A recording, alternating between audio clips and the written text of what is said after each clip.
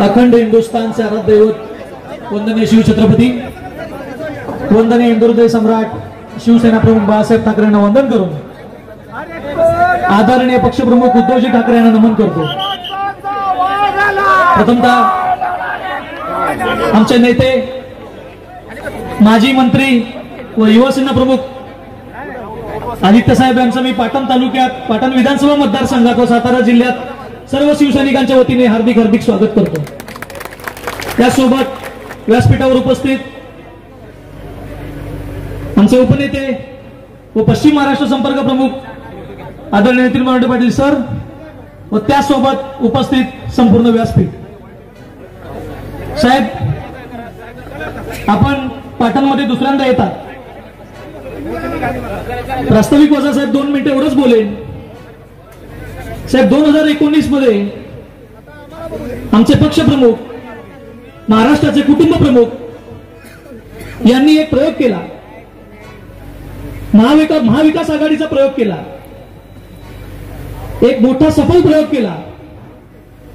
साहेब तो प्रयोग सफल झाला, पण त्या प्रयोगाच्या मध्ये पाटण तालुक्यात एक लहान मूल जन्माला आलं, जे सत्तेत गेलं। सत्ता इतकीच काही ती माहिती असणारं ते लहान मूल सतत रडतंय, गेली 4-4.5 वर्ष रडतंय। अरे बोल की ज्यांनी साहेब 1997 मध्ये शिवसेनेमध्ये प्रवेश केला, वंदनीय हिंदुहृदय सम्राट बाळासाहेब ठाकरे यांच्या उपस्थितीमध्ये प्रवेश झाला। सतत ज्यावेळी 95 ची सत्ता आली साहेब, 97 च्या सत्तेमध्ये यांनी सत्तेत प्रवेश केला। आणि साहेब मी आपल्याला सांगू इच्छितो की 97 ला प्रवेश केल्यानंतर 4 पराभव बघितल्यानंतर 2004 ला पहिला गुलाल हा उद्धव साहेबांच्या आणि वंदनीय शिवसेना प्रमुख यांच्या माध्यमातून त्यांच्या अंगावरती पडला, याची त्यांना विसर पडली साहेब। 97 चा प्रवेश झाल्यानंतर सहकार परिषदेचा लाल दिवा पक्षाने त्यांना दिला, पण साहेब 2004 ला पहिल्यांदा आपल्या पक्षामध्ये एक भूकंप घडला। त्या भूकंपामध्ये सुद्धा पहिले जाणारे लिस्ट मध्ये हेच होते। कशा पद्धतीने परत पक्षात आले साहेब आपल्याला सुद्धा माहिती आहे, पक्षप्रमुखांना सुद्धा माहिती आहे। सतत तिथनं पुढच्या काळामध्ये साहेब 97 पासून 26 वर्ष झाली, तालुक्यातली एकही निवडणूक त्यांनी कधी चिन्हावरती पक्षाच्या लढली नाही, सतत स्वतःचा गट निर्माण केला। साहेब हे सगळं सांगायचं कारण म्हणजे आज जे काय बैठक वक्तव्य ती करतायत साहेब, त्याचा समाचार घ्यायला हा पाटण तालुक्यातला शिवसैनिक याच ताकदीने साहेब तुमच्या समोर बसलेला आहे। साहेब पाटण तालुक्याची सातारा जिल्ह्यात इतकी दुरावस्था करून ठेवलेली आहे, अतिशय भ्रष्ट तालुका म्हणून पाटण तालुक्याचं नाव लौकिक झालेलं आहे साहेब। प्रचंड मोठ्या प्रमाणात साहेब भ्रष्टाचार हा पाटण तालुक्यामध्ये मोकळलेला आहे। रस्त्यांच्या कामाच्या पलीकडे एकही काम हा माणूस करत नाही, एकही काम साहेब। आणि सर्व निकृष्ट दर्जाची कामं केलेली आहेत साहेब। 200 कोटीचे अधिकृत साहेब माहितीचे अधिकार आपल्या हातात आले, जे मी वंदनीय शिवसेना प्रमुखांच्या जयंतीनंतर पाटण तालुक्यातल्या जनतेसमोर मांडणार आहे साहेब। अधिकृत साहेब प्रत्येक गोष्टीमध्ये खोटं बोलायचं काम चालू आहे, प्रत्येक गोष्टीमध्ये वंदनीय शिवसेना प्रमुखांच्या सुपुत्रावरती आपण बोलता, आमच्या पक्षप्रमुखांवरती आपण बोलता, आमच्या युवासेना प्रमुखांच्या वरती बोलता। आपलं कर्तृत्व काय? लोकनेत्यांचं नाव जर बाजूला काढलं तर तुम्हाला कोण विचारणार आहे? हा सवाल आहे आमचा। घराणेशाहीवरती तुम्ही बोलता, तुमचं योगदान तुमच्या घरामध्ये काचेच्या घरामध्ये राहणारे तुम्ही पहिले बघा तुमच्या घरामध्ये काय चाललंय साहेब। 40 वर्षापूर्वीचा कारखाना आहे, अख्ख्या जिल्ह्यामध्ये अख्ख्या महाराष्ट्रामध्ये सगळ्यात निचांकी दर हा या कारखान्याचा आहे साहेब। 42 वर्ष झाली साहेब, 42 वर्ष झाली एक साधा कोजनरेशनचा प्रकल्प सुरू करू शकले नाहीत।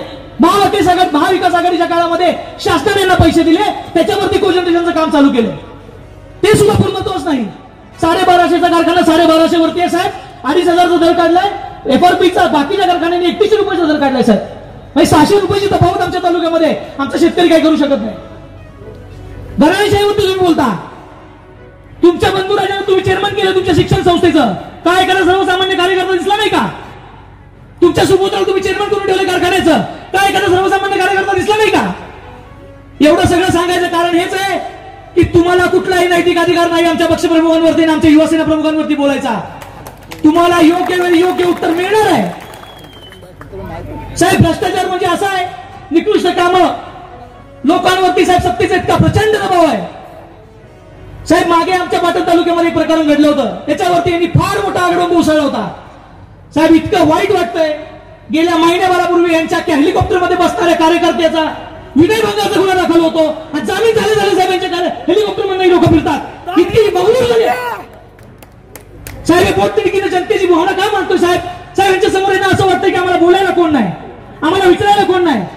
साहेब ही तुमच्या प्रेमापोटी, उद्धव साहेबांच्या प्रेमापोटी जमलेली जनता आहे साहेब. याच्यापेक्षा मोठी ताकद तालुक्यामध्ये उभी आहे. मी तुम्हाला साहेब एवढं सांगू इच्छितो की साहेब आपण कोयना पर्यटनच्या माध्यमातून पर्यावरण पर्यटन मंत्री असं 4.5 कोटी रुपये टाकले साहेब. 1 कोटी रुपयाचा फक्त रेस्ट हाऊसचा खर्च केला, त्यातून पैसे खाल्ले, बाकीचे पैसे साहेब परत गेले साहेब. आमचा अर्धा कोयना विभाग मुंबईत रोजगारीवर काम करतोय, रोजगाराच्या संधी नाही. 15 वर्ष झाली तुम्ही सत्तेमध्ये, काय रुपयाचं काम म्हटलं तालुक्यामध्ये? तुमच्या जवळचे 400 कॉन्ट्रॅक्टर आणि 150 कार्यकर्ते सोडले तर कुणाचं भलं झालं नाही. आणि तुम्ही वरून बोलता की यांनी फिरलं पाहिजे, त्यांनी फिरलं पाहिजे. तुम्ही तुमचं बघा. आम्ही अजून सांगतोय, तुमच्यासारखे 100 निवडून याची ताकद आमच्या युवा सेना प्रमुखांच्या मध्ये आणि त्याच्यापेक्षा मोठी ताकद आमच्या पक्ष प्रमुखांच्या मध्ये आहे. तुम्ही त्यांच्यावर बोलायची हिंमत दाखवू नका. तुम्हाला परवा सुद्धा सांगितलंय, सातारा जिल्ह्यातला एक मतदारसंघ तुम्ही निवडून आणू शकता का बघा. आमच्यावरती बोलणे इतपत तुमची पात्रता आमच्या नेतृत्वावरती बोलणे इतपत नाही. कालचाच ताजा किस्सा आहे. यांच्याच तालुका प्रमुखाने यांच्याच सोशल मीडियावरती यांना शिवीगाळ केली साहेब, आणि त्या तालुका प्रमुखावरती यांनी गुन्हा दाखल केला आणि त्याचं काय असेल ते सील करायला लावलं. ही तुमची योग्यता तुमच्या पक्षामध्ये. तुम्ही कुठं आमच्यावरती फोटो दाखवता साहेब. तारळ्यामध्ये आमचं एक गाव आहे साहेब, बागलेवाडी म्हणून गाव आहे. मला वाटतं बागलेवाडीचे आमचे शाखा प्रमुख रामदादा इथं असतील, कुठं असतील तर किमान त्यांनी उभं राहावं साहेब. 76 वर्षाचे आजोबा आहेत, आपले शाखा प्रमुख आहेत, निष्ठावंत कडक आहेत. त्या गावामध्ये साहेब भूस्खलन झालं, त्या भूस्खलनामध्ये साहेब 1 रुपया सुद्धा दिला नाही. आज 4 वर्ष झाली आणि नको त्या रस्त्यांवरती मलमपट्टी करून पैसे उधळण्याचं काम साहेब यांचं चालू आहे. मधलं या भागाची ते आपली सभा चालू आहे साहेब. इथली लोक 50,000 लोक साहेब मुंबईला रोजंदारीवर आहेत. कुणासाठी रोजगाराच्या संध्या उपलब्ध करून दिल्या नाहीत. आयत्या पिठावरती रेगोट्यावरून आपल्या हातावरती डाळ कशी येईल सत्तेच्या माध्यमातून साहेब. नारायण राणे असतील, अशोक चव्हाण असतील, पृथ्वीराज बाबा असतील, देवेंद्र फडणवीस असतील, आपले साहेब असतील किंवा आताचे मुख्यमंत्री असतील, सगळ्यांबरोबर वेळोवेळी पायऱ्या बदलणारे हे आमच्या तालुक्यात नेतृत्व करतायत आणि हे दुसऱ्यांना निष्ठा शिकवतात. त्याच्यामुळे साहेब आपल्या माध्यमातून एवढीच विनंती आहे की आम्ही आपल्या माध्यमातून उद्धव साहेबांना सुद्धा एक शब्द देऊ इच्छितो की तालुक्यावरचा भगवा साहेब आम्ही कधीच ढळू देणार नाही, ही आम्ही आपल्याला ग्वाही देतो. बाकी जे काय असेल ते साहेब आम्ही आपल्याला वेळोवेळी आपल्याकडनं बघता ताकद मिळावी एवढीच विनंती करतो आणि माझे 2 शब्द संपवतो. जय हिंद, जय महाराष्ट्र.